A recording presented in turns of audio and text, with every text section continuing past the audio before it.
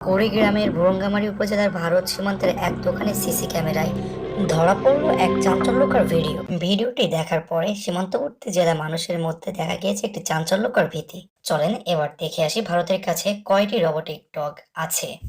ইন্টারনেটের বিভিন্ন তথ্য উপাত্ত যাচাই বাছাই করে দেখা যাচ্ছে ভারতের কাছে মোট ১০০টি রোবটিক ডগ আছে। ইন্টারনেটের তথ্যের ভিত্তিতে ১০০টি রোবটিক ডগ থাকলেও বাস্তবে তা কতটি কার্যকর আছে সেটাই দেখার বিষয়।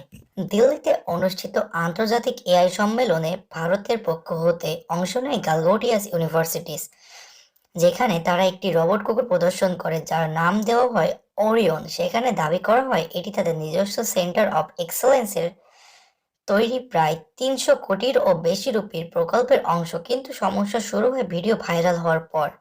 সামাজিক যোগাযোগ মাধ্যমে দাবি করা হয় এই রোবটটি বিশ্ববিদ্যালয়ের তৈরি নয়, এটি আসলে চীনা কোম্পানির তৈরি বাণিজ্যিক পণ্য।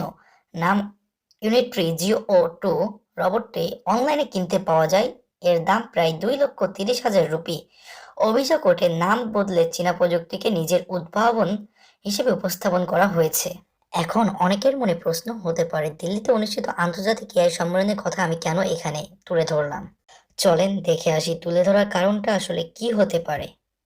কুড়িগ্রামের ভুরুঙ্গামারী উপজেলার ভারতের রোবট কুকুরের দাবিতে ভাইরাল ভিডিও আসলে বাইসাইকেলের ফুটেজ। দাবিটি বিভ্রান্তকর বলে দাবি করছে ফ্যাক্ট রিভিউ নামে ফেসবুক পেজ।